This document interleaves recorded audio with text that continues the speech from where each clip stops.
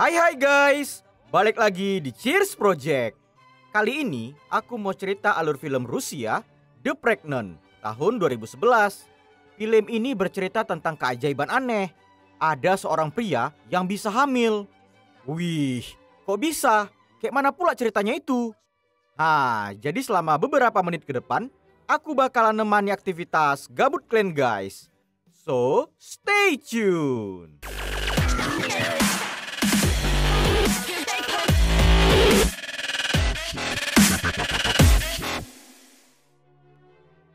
Jadi ceritanya tuh gini weh.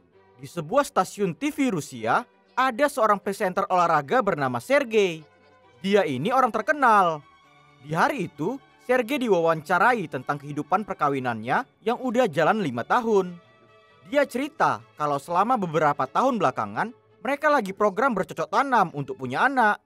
Segala cara dilakukan. Hampir tiap hari terjadi gempa bumi di rumah. Abis itu mobil pun juga dibuat jadi odong-odong. Tapi walaupun kayak gitu, sampai sekarang belum ada tanda-tanda kehamilan. Bini si Sergei ini bernama Diana. Dia kerja sebagai fotografer profesional. Waktu selesai acara pameran foto, dia curhat ke kawannya, Sasha, tentang kabar buruk. Dokter ngasih tahu kemungkinan besar dia nggak bisa hamil karena ada gangguan dengan rahim.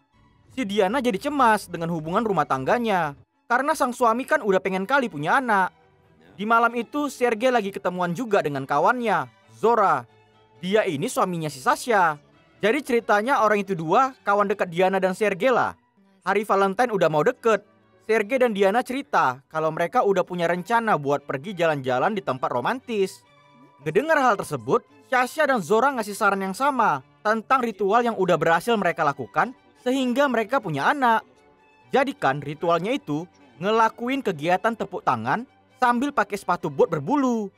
Tentu aja itu saran yang aneh. Tapi pikir mereka gak ada salahnya juga buat dicoba. Di saat malam Valentine, abis selesai capek tepuk tangan, Sergei berdiri ke arah jendela kamar. Dia berdoa mohon-mohon agar punya bayi. Terus berulang-ulang diucapkannya, aku pengen punya bayi, aku pengen punya bayi, aku pengen punya bayi. Hop, di langit mendadak lewat bintang jatuh. Dari sinilah weh. Kehidupan si Sergei bakal berubah kali. Cerita film langsung menuju ke 10 hari kemudian. Di hari itu, Sergei ngerasain ada sesuatu yang aneh dengan badannya. Waktu mau syuting acara olahraga, mendadak dia muntah-muntah.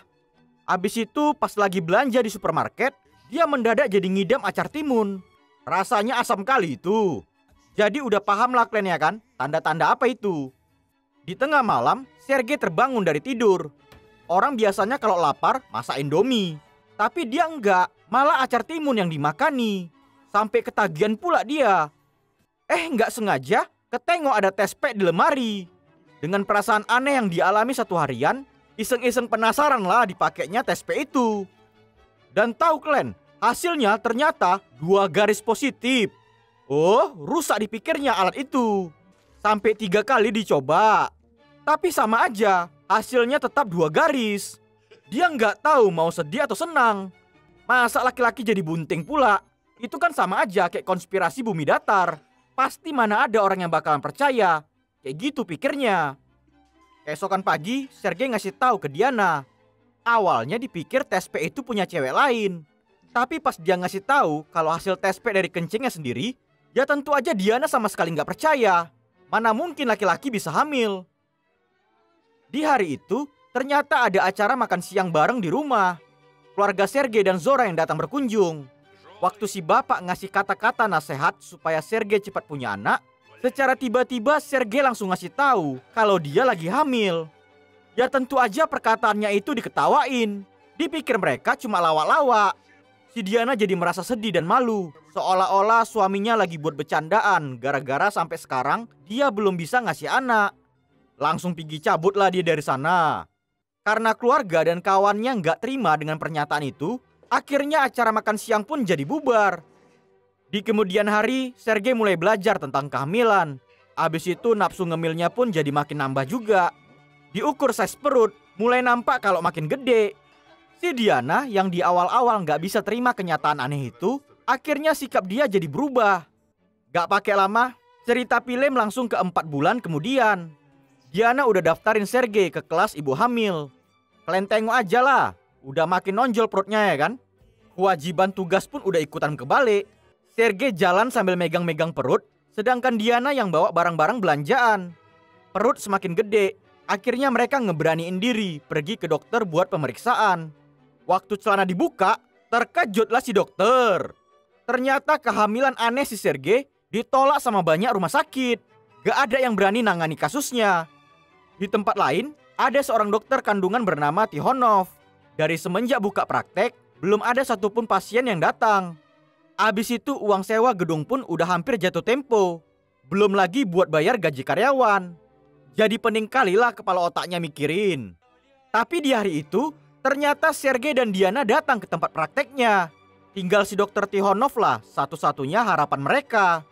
Pas tahu kalau ternyata laki-laki yang hamil, si dokter Tihonov pengen nolak juga.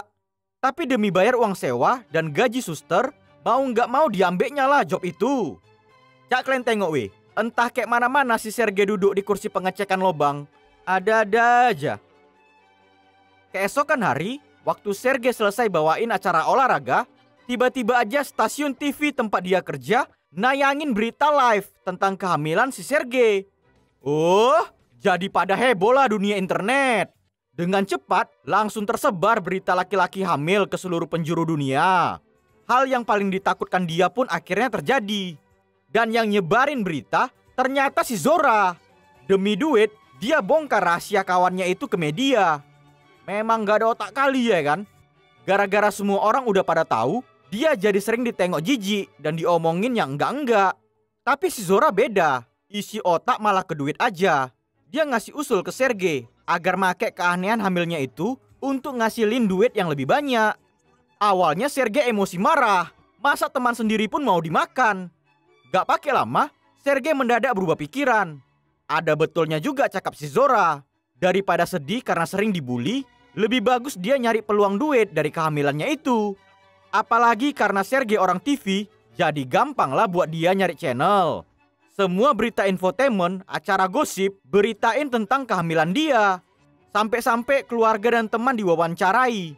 Tapi cuma bapak si Sergei yang merasa gak suka dengan berita itu. Karena dipikir Sergei bisa jadi pria sejati di keluarga. Tapi ini malah bunting pula pikir bapaknya. Gara-gara Sergei sekarang jadi terkenal, pernah lah waktu itu kan, pas di restoran, ada pasangan warna-warni Jerman nanya ke Sergei, apa rahasia agar bisa hamil? Ya tentu aja Sergei jadi ilfil.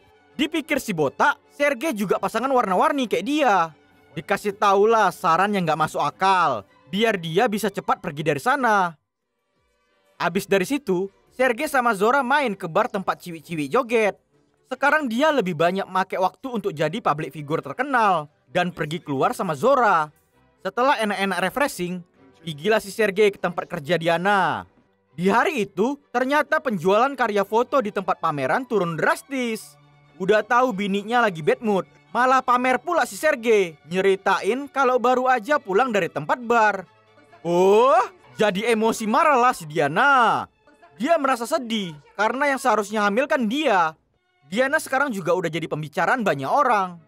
Gak mau nengok bininya terus-terusan merasa bersalah dan sedih, Sergei ngehibur dengan berpose ala-ala bumil. Ya tentu aja si Diana jadi semangat lagi. Dia nggak nyangka kalau suaminya itu adalah model yang keren dan unik. Akhirnya jadi baikan lagi lah orang itu dua. Pemeriksaan rutin ke dokter terus dilakukan. Tapi nggak ada bedanya si dokter dengan Zora. Sama-sama manfaatin kesempatan dalam kesempitan. Biar makin banyak pemasukan, ditambah-tambahin lah banyak pemeriksaan yang nggak penting. Pas udah selesai check up, wartawan ternyata udah pada ngumpul. Secara nggak sadar, Sergei sama sekali nggak ngelibatin bininya di wawancara. Dan dia malah ngasih tahu ke mereka kalau bininya ada hutang besar. Jadi itulah yang buat harga endorse jadi mahal. Ngedengar hal tersebut, sekali lagi si Diana cuma bisa berlapang dada nengok sikap Sergei ke publik. Sangkin makin terkenalnya, Sergei sampai diundang ke istana presiden. Abis itu dia juga dijadiin duta ibu hamil di rumah sakit. Pokoknya setiap hari semakin sibuk aja lah dia. Sampai-sampai pas Diana nelpon, Sergei malah mentingin wawancara dengan cewek-cewek di kantor. Dia malah ngasih tahu ke mereka kalau Diana nggak bisa ngerti keinginan ngidam makanan yang dia mau. Sekarang si Sergei juga jadi punya sifat cewek, yaitu cewek selalu benar dan harus diturutin kemauannya. Bisa kalian bayangkan lah kayak mana perasaan si Diana di rumah. Di suatu momen, Sergei, keluarga dan kawannya ngelakuin makan malam di restoran. Awalnya aman-aman aja, tapi mendadak muncul pula wartawan reporter. Si Sergei bukannya nolak biar bisa fokus buat makan, ini malah diladeni dia dengan baik. Pas giliran Diana yang disorot depan kamera, mendadak dia jadi sensi. Diana marah ke Sergei karena nggak bisa nengok sikon. Ya iyalah pula ya kan, masa mau makan aja udah kayak nggak ada lagi privasi keluarga. Ya patutlah dia jadi marah. Akhirnya makan malam pun jadi berantakan. Satu persatu dari mereka pergi ninggalin Sergei sendirian. Walaupun sekarang banyak orang di luar yang jadi suka sama dia, tapi setelah kejadian tadi, dia jadi merasa kesepian. Ketenaran Sergei terus makin berkembang. Malah sampai tercipta agama yang membuat Sergei jadi dewa kesuburan. Udah makin gila orang-orang. Abis itu Videotron di mana-mana penuh dengan muka Sergei. Dia jadi bintang iklan di banyak produk. Hingga di suatu hari, tiba-tiba aja ada direktur stasiun TV lain yang menggugat mereka. Sergei dituduh udah buat berita palsu, menipu banyak orang dengan buat kehamilan bohong-bohongan. Ya tentu aja dia nggak terima. Kebetulan pula si Zora ini kerjaannya pengacara. Jadi mana ada cerita, langsung ngajukan banding lah mereka di pengadilan atas pencemaran nama baik. Akhirnya hari pertama persidangan dimulai. Jaksa menyudutkan Sergei dengan bukti pencucian uang. Padahal yang buat itu si Zora sendiri. Jadi panik kembut ketakutan lah dia. Habis itu sidang ditunda ke hari berikutnya. Sehabis dari sana, sikap Sergei ke Diana makin berubah. Sergei ngerasa bininya nggak ngebelain dia. Padahal nggak kayak gitu. Ya namanya juga lagi bunting ya kan. Emosi bawaannya naik terus. Sidang kedua pun kembali dimainkan. Sergei dituduh jaksa kalau perutnya itu karena keseringan minum alkohol. Kemudian kesaksian produser TV hanya untuk kepentingan rating. Abis itu hasil USG dari dokter diduga palsu. Si dokter dituduh kalau dia buat kesaksian bohong demi dapat banyak duit agar tempat prakteknya tetap buka. Pokoknya makin terpojok kalilah si Sergei dibuat. Beruntung sidang kembali ditunda ke hari selanjutnya agar Sergei bisa nyiapin bukti-bukti yang lebih kuat. Adalah ya kan momen saat Sergei diwawancarai di acara radio. Diana juga diwawancarai lewat telepon. Awalnya dia senang, tapi pas dikasih pertanyaan kenapa bukan bininya yang hamil, si Sergei malah ngasih jawaban. Mungkin karena dirinya yang lebih sangat menginginkan punya anak daripada bininya sendiri. Ngedengar perkataan itu ngebuat Diana jadi sakit hati. Padahal kan dia juga sangat pengen punya anak. Semenjak hari itu, Diana pergi ninggalin Sergei sendirian di rumah. Hari persidangan berikutnya kembali dimainkan. Tapi kali ini Sergei nggak datang. Dia cuma ngasih rekaman video ke hakim. Diputarlah video itu ya kan. Setelah ditinggal pergi sama bininya, akhirnya dia buat keputusan dengan mengakui kalau kehamilannya selama ini adalah palsu. Ya tentu aja semua orang di pengadilan jadi terbengong. Apalagi si Zora. Jadi panik karena sumber ATM berjalannya udah nggak ada lagi. Karena Sergei udah mengakui perbuatannya, dia cuma dihukum denda sebesar 1 miliar. Dan sekarang semua orang kecewa sama dia. Tapi Sergei nggak peduli dengan ketenarannya selama ini. Dia lebih milih memperbaiki hubungan dengan bininya Diana. Hari kelahiran pun akhirnya tiba. Menjerit-jerit kesakitan lah si Sergei. Gak usah kalian pikirin dari mana bayinya keluar. Yang pasti bukan dari burung, melainkan operasi sesar dia. Gak berapa lama operasi berhasil dan Sergei pun ngelahirin bayi laki-laki. Abis itu diceritakan 3 tahun kemudian, Diana kini menjadi seorang fotografer paling terkenal di Rusia. Pamerannya sukses berkat foto-foto Sergei waktu lagi hamil. Setelah anak mereka Josie tumbuh besar, Sergei dan Diana kemudian mutusin buat punya anak lagi. Seperti biasa, terjadi dulu gempa bumi di rumah. Waktu di tengah malam, Diana terbangun dari tidur. Dia berdoa ke arah langit, mohon-mohon agar punya anak kembar. Hop, secara kebetulan, lewat lagi bintang jatuh. Dan tahu kalian kayak mana endingnya weh? Si Diana dan Sergei sama-sama jadi hamil. Ya walaupun kayak gitu, berkat rezeki terus bertambah.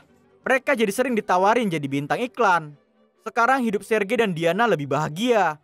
Dan akhirnya film pun tamat. Oke guys, demikian alur film Rusia The Pregnant tahun 2011. Semoga kalian suka lah ya dengar aku cerita. Pelajaran yang bisa diambil dari film ini adalah kalian hargai mama dan bini kalian. Proses pembuatan memang bentar, tapi nanggung beban di perut 9 bulan. Jadi hormatilah wanita agar kelak bahagia hidup kau. Oke? Ya udahlah dulu ya weh. Tetap dukung channel Cheers Project biar makin berkembang ke depannya. Terima kasih and cheers!